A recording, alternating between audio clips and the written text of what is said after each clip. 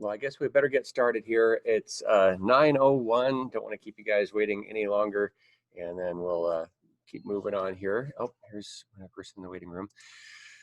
So yesterday, yeah, if you were with us yesterday, we had that quick little assignment where you guys had the breakout room, and I might try that again at some point. It is, like I say, I do appreciate all of you that are attending the Zoom sessions. I know they're required, but it's not like, I guess, I mean, I can take roll, and I have been taking roll.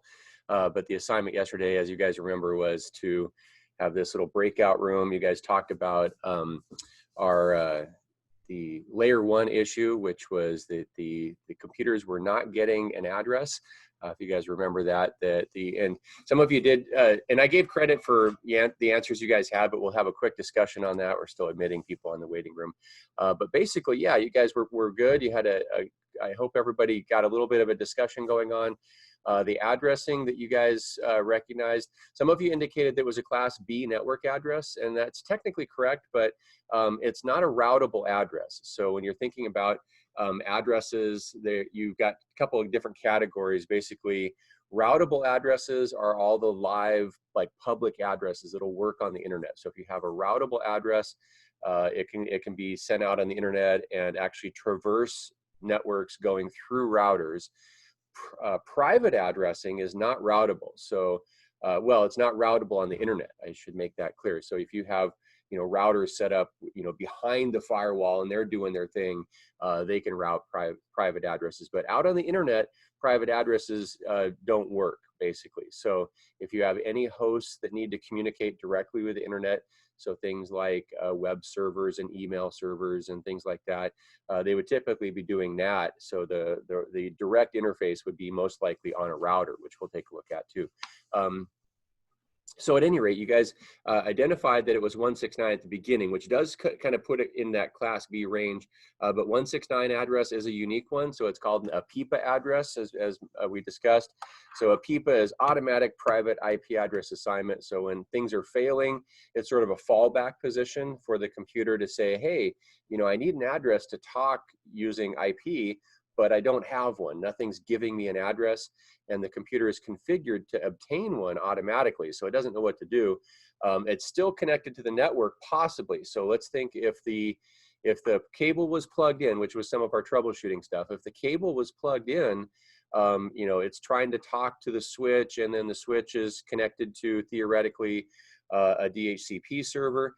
On your home network, it's getting an address directly from your wireless router. So it'd be probably getting an address wirelessly. Now you could have the computer plugged directly into one of the ports on the back of your router, in which case this thing is acting as a switch and a router and wireless and all that stuff. So anyway, let's say assume that the layer one stuff is working. It's plugged into the network, but the DHCP server, the server that's giving out addresses, is down. That means, if you have a network of computers, that would be one of the things to ask or to try to figure out, is this just a one computer that's having the problem? Or is it a whole, like, office space, 5, 6 computers, whatever, and they're all kind of not talking to the network, that they all have these APIPA addresses? Because what's weird is that the APIPA format is the computer is saying, hey, I don't have an address, but I'm going to try to give myself an address. But let's check first to see if any other hosts on my, what they call broadcast domain in the book. So in your subnet, your computer can talk to other computers within this network. So it says, hey, do you have 169.254, 13.5? It checks first with other hosts to see if it can use that APIPA address, because so if you had 10 computers and they were they could talk to each other, but they couldn't talk to a DHCP server, they would all self-assign unique APIPA addresses, which is kind of goofy. So, but back to your little assignment there. Again, I gave you guys credit for pretty much whatever you put down. So it was a way to get some class discussion going, but also to give you guys credit for showing up and coming to the Zoom session. So, so at any rate, you got layer one issues. So it could be unplugged. The cable could be unplugged. It could be that the router is misconfigured or not working. So you can try resetting the router if it's on a network that has has a DHCP server built into a router of some sort. It could be that if it's a DHCP server itself, it's having problems. A lot of these issues do end up being that layer one issue, that physical layer. So that the cable, so check the cabling. You can look at link lights on the back of the network card. On most desktop computers, there's little lights that'll indicate whether it's got a link and then whether activity is going. So one indicates the link and one is activity light. You can unplug it and plug it back in, make sure it's got a good solid connection. In the classroom, when people were playing jokes on each other, or if we were on some of the issues, sometimes we'll play where we've got, you know, kind of sabotaging the computers, and then people come in and try to figure out what's going on. So they might unplug stuff just a little bit. So it looks like it's plugged in, but it's not really going to get a good connection. So different stuff like that. But yeah, you guys were spot on with most of your discussion on that stuff. So it's an APIPA address. The 169 address is unique, so it's one of those ones you want to remember.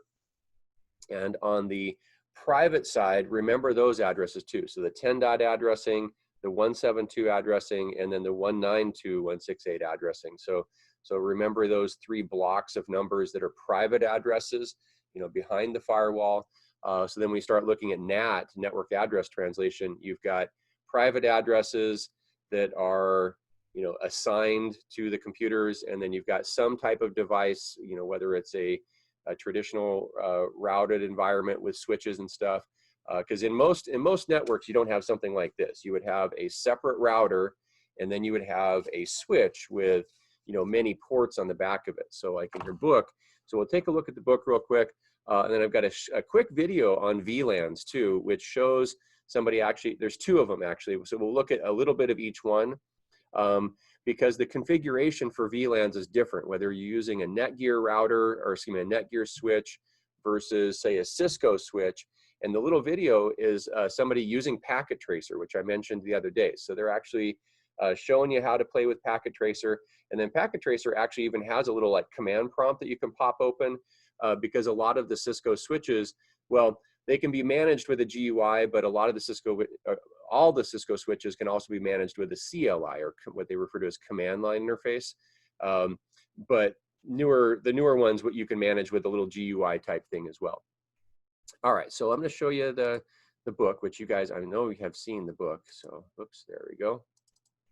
Okay, so we've got the section on managed switches here, and it talks about an unmanaged switch. So an unmanaged switch is basically just your dumb, you know, basic dumb switches. We've got dozens of them sitting out here on the desk. So most switches that you'll see that are in the $20, $30, $40 range. Let me see if I can grab one that's a tiny one here. All right. So these are the ones we have in the classroom, just at each desk, because we needed more ports on the desk. So if you want to expand your network a little bit, now these are super cheap. Some of them had more ports. This one's only got 5 ports on it. But if you want to expand your network a little bit and you don't have enough ports, you can just use a simple little switch and plug in a network cable to it. So here I've got another. So this switch is a managed switch. But either way, they're both pretty similar. So you plug in a network cable to it as an inbound connection, and this could be connected to your router, right? So you could connect this to one of your outbound ports on your router. So you plug that on. So at home, you know, plug that into your router, and then boom, you've got, here's my router, here's my switch with some extra ports. Now this could be like a 12-port switch. This one only happens to have 5. So you notice you're using up 1 port to expand it a little bit, and also using up a port on this thing. So you've lost 2 ports, but you're gaining 4. So this one's not gaining you a whole lot, but you know, hypothetically, you could use a switch that has more ports on it. And I guess I'm sharing my screen, so you're looking in the little window to see these. But managed switches are a little bit smarter. So here's, again, this is a Netgear ProSafe. This is a managed switch. And that's also when you use that idea of, you know, connecting into a device. You log into a device and it can go into using its management port here, or they will have a console address. So you would type in an IP address and then have a port number as well. So you go into using, either a GUI type thing. You'd use a browser and you type in the address of the device. Okay, so managed switches have a little bit more smarts to them, and that's what the book is talking about, is that a managed switch, it says usually they are also assigned IP addresses for the purpose of continued management, which I was just mentioning. And so a managed switch can also be operating at layer 3 or have layer 3 capabilities. So sometimes you will see switches designated as a layer 3 switch. If you see a switch and it says it's layer 3, you should be thinking, okay, that thing's different, because normally if you go back to your OSI model, the basic switches are layer 2, and a hub, which nobody really sells hubs anymore. A hub looks just like a switch, but instead of it keeping track of the MAC addresses that are plugged into it, a hub just sends data out every port. So if you have 4 computers connected to a hub and they're sending and receiving data, that data goes to all the computers all the time. They're basically just a big splitter box. And that's the reason they're not really used anymore, is that they add traffic to the network and they cause more packets to be floating around. Whereas a switch keeps track of each device that's plugged into it, and it keeps track of the MAC address for each device. And then we're going to get into managed switches here. So in your book, it's got a configuration GUI here, right? So you can set up, and it's got VLANs that you can configure. Now remember, from the discussion in the book, come back to this. If you're looking at this ports, now this has 8 ports on it. So you know, realistically, you might turn this into 2 VLANs, 2 virtual LANs that each has 4 computers on it, right? You know, it's not a very big switch. They make switches that have, you know, 48 ports or 60, you know, big.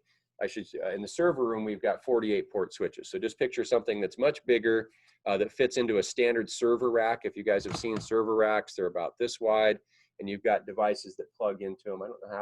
I do have one.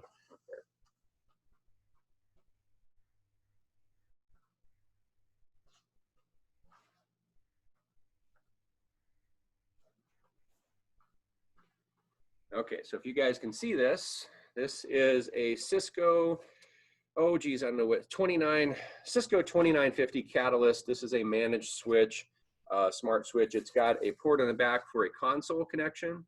So you would plug in your laptop, presumably with a console cable. That's a little bit different than, this is an older switch. So the console cable has an RJ45 connection at one end, and then at the other end, it actually terminates in a serial connection. Some of the newer ones, you can have Ethernet at both ends of them, but it's technically not an Ethernet cable. It looks a little bit different. But anyway, you can see on this one, you've got much more room for creating VLANs because you have a lot more ports that can be used by devices. And you can stack these switches up. So as you start expanding your network, you can connect these switches to each other to expand the number of computers that are on the network. But as the book's talking about, you know, if you get too many computers in a network, then you start having performance issues, right? Because, you know, in a larger network, a lot of times the computers might be sending messages to the printer or to each other. Whereas at home, most of your traffic goes in and out the gateway, presumably, right? You know, if you're at home, probably 99% of your traffic is out to the internet. You know, you've got you're streaming videos and watching Netflix and all that good stuff. But in a corporate network, a lot of your traffic might be between computers. So you've got, hang on just a second. What's up, sir? Just checking fire extinguisher. Okay, all right. Okay. We've had somebody in the classroom. We never have people in the classroom. All right. He's checking the fire extinguisher, make sure our building doesn't burn down. It is made out of concrete blocks, so we're pretty safe in here. So, all right. So I'm going to share my screen again here, and there we go. Okay, so you've got these VLAN setups for the Netgear, right? Netgear is a common company. This one's a Netgear switch. Cisco is another big company. A lot of places have moved to Netgear. Cisco tends to be fairly expensive, and they also charge maintenance fees on some of their stuff. So Cisco is kind of like the I don't know what the good brands are, Mercedes or Cadillac or whatever. Netgear. And Netgear makes really good stuff too, and it tends to be a little less expensive, right? Okay, so here you've got your VLANs that they're configuring, and you could set those up on the switches interface here. And so now you've got, whoops, yeah, here's our next page here. So if you can still see this here, they've actually set up with very small VLANs. So here's one for voice, presumably voice over IP. Here's accounting is just these two ports. So, you know, on a very small switch, they've divided it up. Now that may not be technically necessary unless you wanted to create, for some reason, like security boundaries as well. But it also mentions that, you know, once you have these VLANs set up, then you also will have subnets that are assigned to each VLAN. So the VLANs are operating at layer 2, right? So I want to make sure that you're clear on that. That's an important concept in the book, is that switches are layer 2 devices. There are layer 3 switches too that handle IP addressing as well. But if you're just talking about VLANs, they're just talking about MAC addresses and layer 2 devices. So layer 2 is your network, or excuse me, your MAC address layer, where you handle the network cards have the MAC address that's actually, you know, part of the machine itself, right? It's burned into the network card. Okay, so in this chart, they're showing you the switch. They're dividing it up into smaller sections. Here it shows you, again, a larger switch like I was showing you. This one has even more ports than the one I was showing you.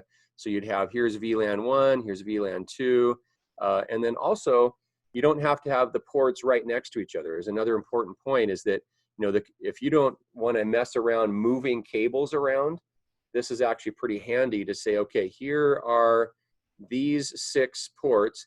I'm going to make them part of this VLAN. These 4 ports are part of this VLAN, right? So you don't have to go in and move cables around. You just designate ports to be whatever they're supposed to be connected to, right? So that's handy as well. So within the management console, you'd have each of these ports has numbers.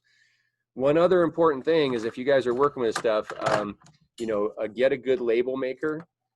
We have one in the classroom. It prints out little labels that can be attached to the cables themselves, and then you're labeling them where they go. You know, which computers are connected to, or maybe which IP addresses, or, you know, it's nice to label the cables so that you know at the terminating end where this thing goes. If it's, you know, if the other end is coming out in a server room somewhere, and you know, I should show you the rat's nest we got going in our server room.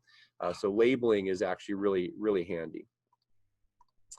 Okay, so and you guys have the book, so I just wanted to kind of, but the big point here is that the VLANs that you create also coincide with subnets, which they discuss here in the book here. So they talk about trunking ports, and it's, you know, kind of there's protocols that are used to how do the switches actually make this happen, right? How do they make the VLANs actually happen? And they kind of talk about that a little bit. But this is where it starts getting into the subnet part, right? So you've got a little more complex diagram. You've got a couple of switches here, and each switch has a couple of different VLANs on it. And it says, in most situations, each VLAN is assigned its own subnet of IP addresses. So on top of the VLAN thing, which is layer 2, that's kind of the actual, you know, that's where Ethernet is doing its job. Then you have to say, okay, at layer 3, when you start talking about IP addressing, how are these computers organized? Well, those two things basically have to match up, right? Because if you think about a VLAN as being like this classroom would be a good example of computers that should be in the same network, right? We've got 30 computers or so all in the classroom. They should normally be in the same network. Like, these computers would all be talking to each other. Now, if we were strictly doing stuff like, you know, straight up file sharing or some of these low level things, you can have a network where it's just handled using Ethernet, but most of the time you're also needing to communicate out to the internet and things like that, which requires layer 3 addressing. So that IP addressing needs to happen to be able to go out through the default gateway and go out on the internet, or or wherever it needs to go, right? So you've got a combination of things happening. You've decided you want to divide up your network, so you use VLANs to assign ports to certain chunks of computers, and then you have to assign those chunks of computers IP addresses to handle, you know, to handle internet traffic, which everybody wants these days. If you can't get on the internet or can't use, you know, IP-based traffic, that's when people are like, hey, I can't check Facebook, or I can't check my email, or whatever, right? So the MAC address is assigned to the computer by the network card. The network card contains the MAC address. So as network people, we don't have to worry about setting MAC addresses. Those are just on the computers. Same thing with the switches. Each of these ports has a MAC address. And then if you're saying, okay, whatever is plugged into, you know, this set of ports here is going to be one VLAN, you would do that through the management console. This does happen to be a managed switch. It's a little gigabit switch. These are pretty nice. They're not very expensive, but they are quite a bit more expensive than an unmanaged straight up layer 2 switch. So this is gigabit as well. It's only got 5 ports, but it's about 20, 25 bucks. These were about $100, right? So it's a managed switch, little nicer construction, right? But it also, and you can see it's got a little, you may not be able to see, you can get a reset for factory defaults. So if you ever pick up a switch, you know, used or whatever, and it's a layer 3 switch, or excuse me, a managed switch, you can reset them. It's got a little thing you can stick a paper clip into. So you would reset this back to its factory defaults, plug it in, go to the management console, log into it, do what you need to do to it to set up your VLANs or whatever you were doing to it. Okay. So I'm going to show you real quick here. I'm going to load up this video again. I'm not going to subject you to the whole thing, but if you guys are curious, or if you're ever in the position of, you know, setting up a switch, you know, they're different depending on which brand it is, right? So if you're working with a Cisco switch, it's going to have its own type of management stuff. And Cisco even has like their own certifications, and they've been around for a long time. So like the CCNA is a big certification, but a lot of companies are not using Cisco anymore. So you kind of get familiar with the general concepts. And then wherever you're working, you're like, okay, well, we're using Netgear. So I need to look up, you know, how to get into a Netgear switch and do its thing, right? So here's a quick little video, and I'll kind of fast forward a little bit.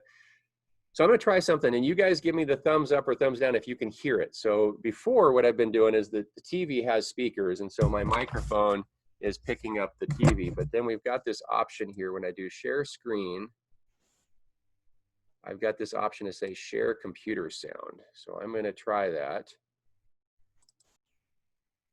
and see if you guys can hear it. Now I can't hear it, but hello and welcome to another video from the Computer Techie. okay, And today what was that noise? Right, so I didn't figure out what the noise was, but anyhow. Oh. Yeah, so we are going to continue with our tutorials on the Netgear switches. The model number is in the top right, and today, based on the title which you've just read, which is why you've clicked this, is we're going to be looking at setting up the VLANs on this Netgear switch. So this is the home page that you come to, fairly generic now for all of the Netgear switches, unless you have a fully managed one or another one which just doesn't, I don't know. Anyhow, come over to switching, and then come over to VLAN. Right, so now we have our VLAN configuration. This is where we can set up our VLANs. So if you want to create a new VLAN, you give it an ID. We're going to do 50 in this case, and we're going to call it something. And then we only have a choice of static, so you can leave that, don't need to worry about that one. And then you just hit add at the bottom here.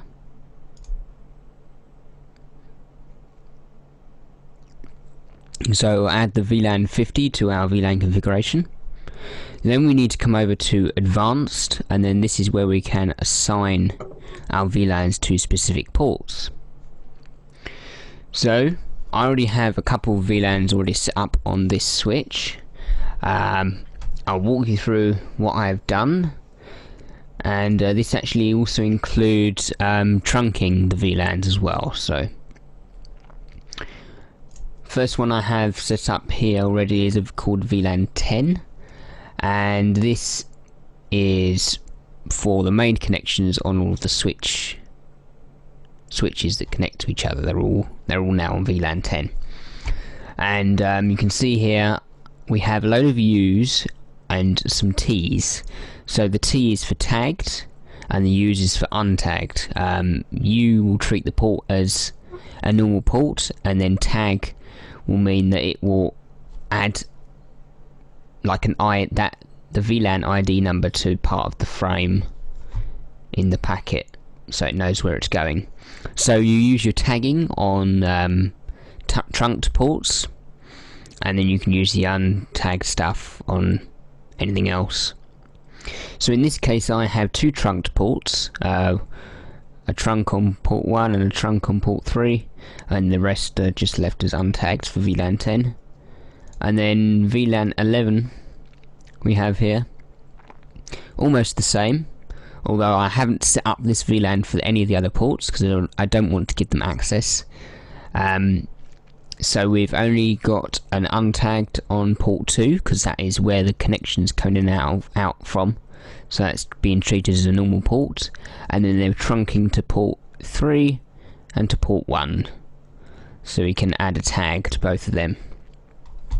And we can also add out VLAN stuff to link aggregation things if you set them up. That's where you add them in here. So let's go ahead and go to our new VLAN that we created, which is 50, so we select that at the top there. We can see it's already brought in our name and the type that it was. So to make things easier for you, what you can do is you can just hit this button up here and it will either tag them all, untag them all, or make them non-VLAN-y, so there won't be any VLANs on any of these at all on VLAN 50, so there's nothing there.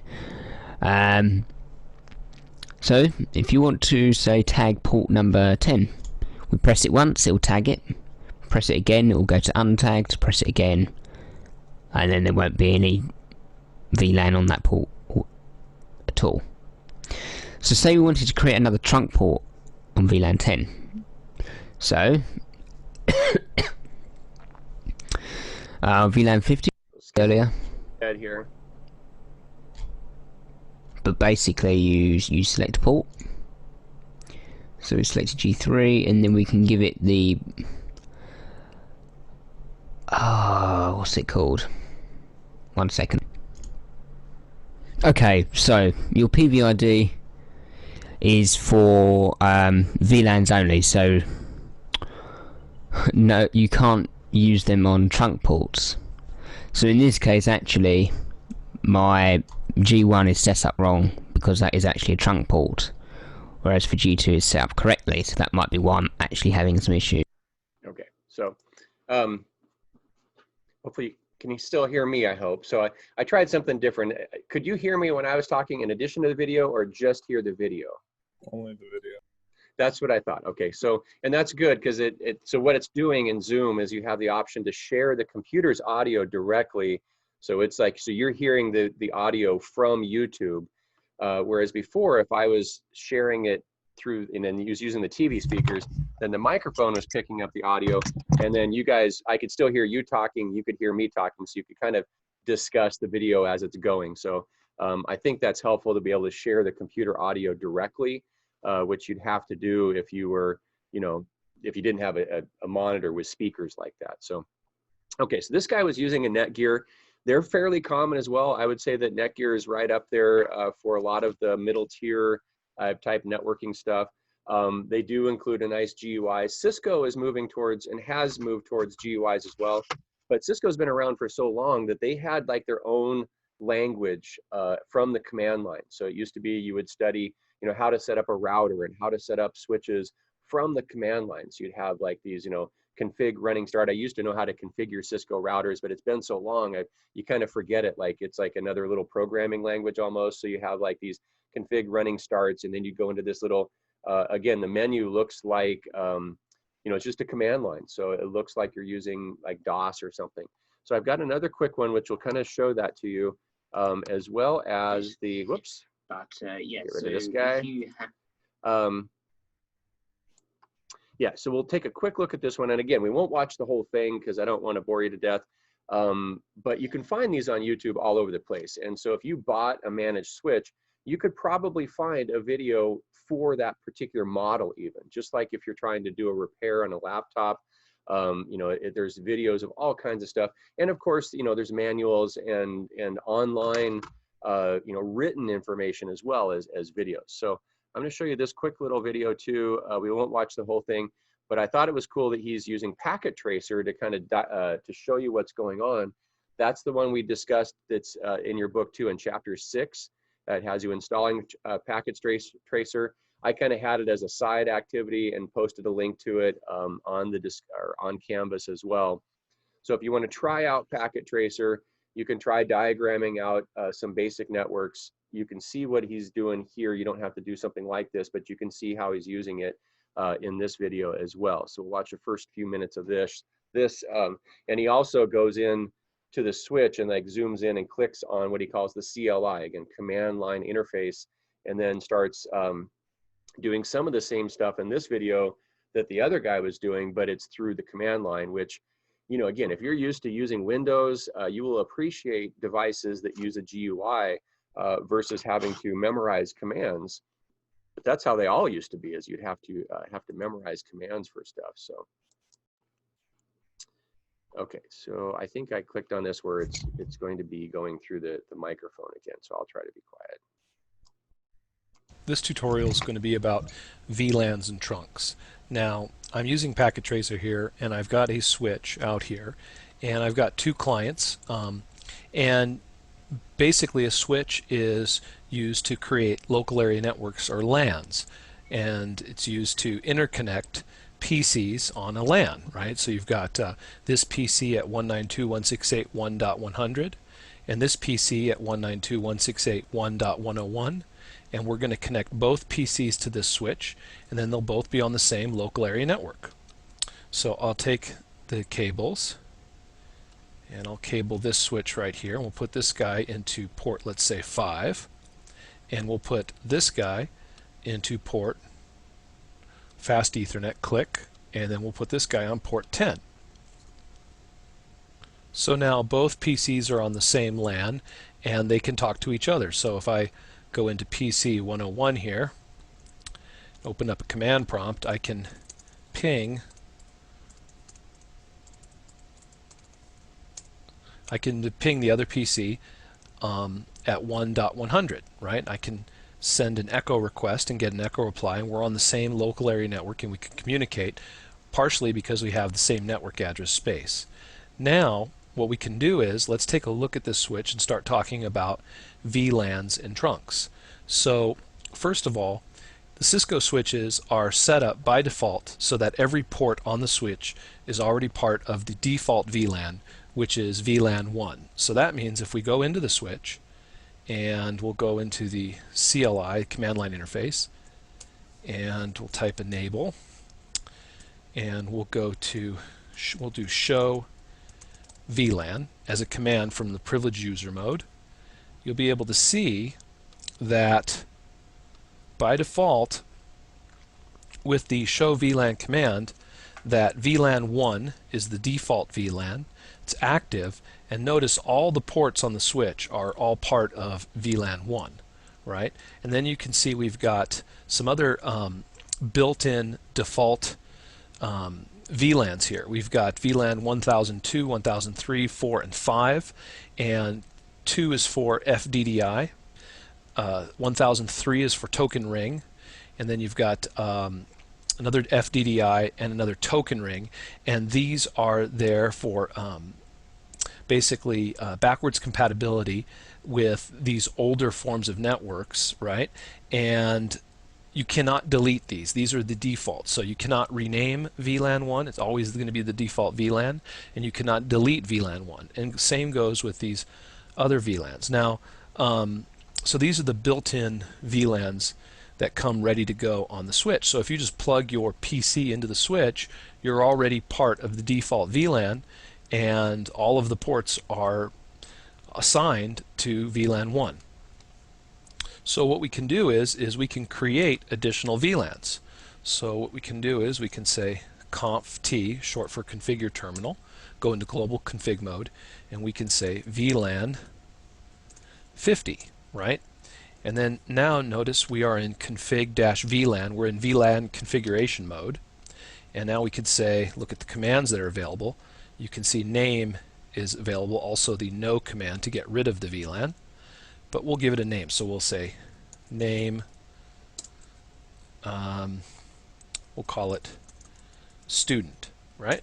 So there we go. We've got now name student. We have a VLAN 50 and its name is student. We can also do another one. Let's say VLAN 99, right? And we could say name, and we could call this one MGT for management. So now we've created a VLAN for, let's say, management. All right. And let's exit. And we'll do a show run. I didn't want to do that. Let's do a show VLAN. And now you can see that we've got the 50 student VLAN and the VLAN 99, the management VLAN now, and they're both active. Okay, so I'll stop that share.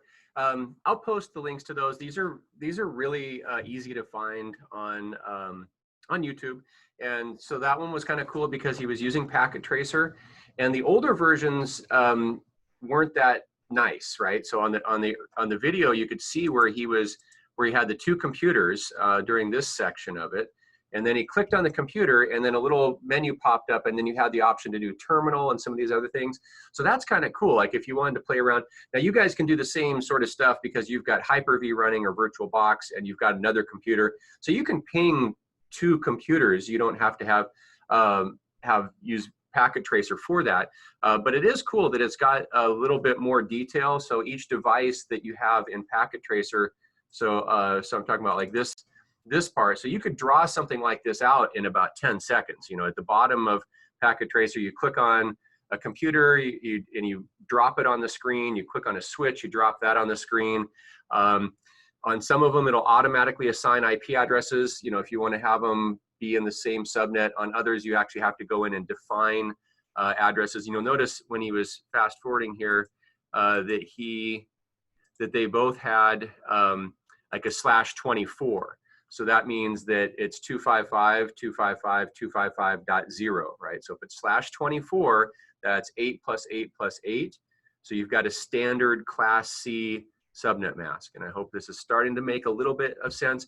So those two are in the same network that has not been divided up, and they could talk to each other. So he's talking about that, and then you could ping the two computers. So so that's kind of cool to kind of see somebody else using Packet Tracer. I used to have students do that in the classroom as an exercise. For us, we're kind of running out of time, but at the same time, this is something that you could install on your computer and kind of keep playing with it. And we might spend some time with that after the Thanksgiving break. We'll break out Packet Tracer a little bit. So if you want to download it, you could get it installed on your computer ahead of time. It doesn't take much to download. It's a pretty straightforward. I posted the link to the download page the other day, so you've got that. If you want to play with it, that's cool.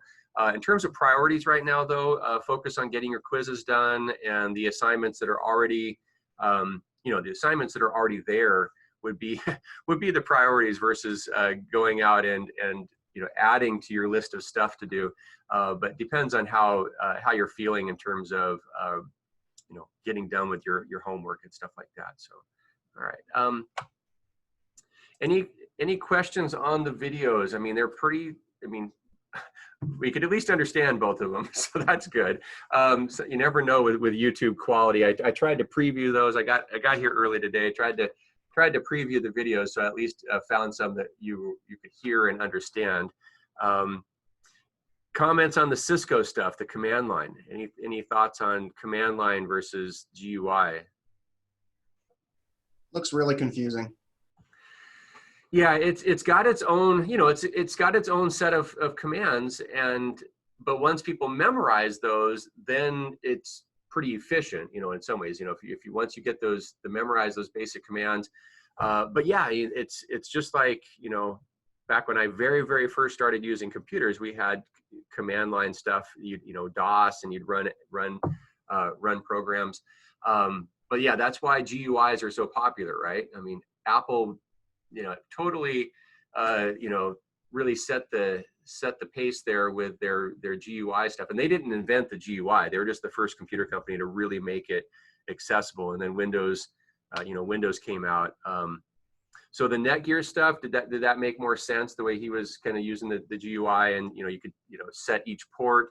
Now you do have to kind of keep track of which computers are on which, you know, which port, and what, you know, so presumably that's when the labeling also helps. Like if you're labeling your devices on the actual cables, you know what's connected to each cable. Then you can set up VLANs, and you can assign those ports to specific VLANs, right? Okay, so yeah, I didn't want to play the whole videos for you, but you can see how if you wanted to do a little you know, a little bit of research on your particular devices, you would be able to do that. Or if you bought one and you're like, it comes with a manual, there's videos on it. They actually have, you know, if you Google search, you know, how to set up a VLAN on a Netgear, blah, blah, blah. This is a GS110 TP. There's a manual for it, and it'll have, you know, how-tos and stuff like that. So it's not way out there, but when you're reading through the book, try to think about, okay, reasons that you would create VLANs, right? And usually in a small office, there's not going to be a huge need for that. It's when you start getting more devices and more computers on the network, or if you had something plugged into this that was for a very specific purpose, like a network attached storage, or something like, you know, voice over IP system. You know, they had voice labeled there, so maybe that's where your phone system is kind of plugged in. Then that might be a reason to segregate that out on the network, right? Yeah, so here in your book too, I keep flipping back and forth. Here's the same sort of stuff that we just watched on the video. So the book gives you some good, if you haven't gotten this far into the book yet, this gives you some screenshots of the same sort of stuff. You know, output of the VLAN command on a Cisco switch. Well, if wherever you're working doesn't have Cisco switches, that's probably down low on your list as learning the different commands for a Cisco. But there's people that, you know, that's their whole deal, is they get really into the Cisco switches. They're working somewhere, they might get hired if they've got their Cisco, their CCNA. Now, interestingly, our college used to use Cisco switches, and then they switched because we were paying a contract for maintenance fees that was quarterly, and it was fairly expensive. So they made the decision to move and same thing with all of our phones, because we have voice over IP. So our phones are internet based. And so now we've got, and what phone do we have? That's a ShoreTel. So we've got ShoreTel phones. So yeah, that gets to be a big deal. You know, if you switch, and so our person that was really our network person, they had to switch over their knowledge base from their Cisco stuff to the newer switches that we bought that were not Cisco, right? So again, Cisco is top tier, but you're paying for that, and you're paying for that maintenance fee and stuff like that. So the end of the chapter has got some stuff on subnetting, walks you through some subnetting exercises. This is a good way to kind of test your knowledge a little bit as you go through that. And then I showed you like the Punky's how-to pages. There are subnet calculators as well. So if you are kind of playing around with this stuff and you want to look up, here, I'll show you run real quick here. Let's see here.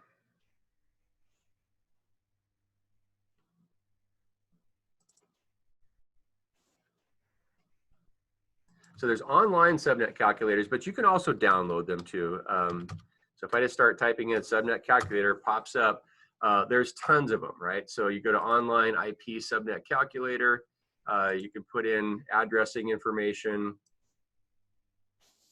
So the reason I'm showing you this is that it's nice to know how to create subnets or to understand what the numbers are doing. You know, what is the subnet mask doing? As I extend the subnet mask, I'm creating more networks. You know, now they become subnetworks.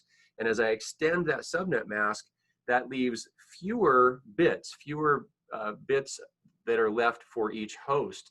So more subnets means that each subnetwork is going to have fewer computers on it, right? And that makes sense, right? If you have a class C, it's got 254 addresses.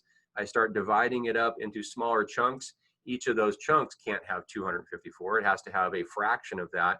And you lose some of those addresses on each one, right? So this is a little online subnet calculator. You can start with an address. You can do class A, class B, class C. Now notice as I change that, the class A is a 10 dot address, right? We just talked about private versus public addresses. Most of the examples you will see in textbooks and using online stuff like that are going to use private addresses because public addresses belong to somebody. Somebody has purchased or probably owns that public address. So you can't just, you know, randomly, willy-nilly pick out public addresses and start using them. Public addresses are assigned by your ISP, and even big companies have to contract for their data that's coming into the building through some form of a internet service provider, or they're buying bandwidth, and then they have to contract for data to come through that line, right? So you can walk through. You can put your addressing information in here. You can see the different subnet masks that are available.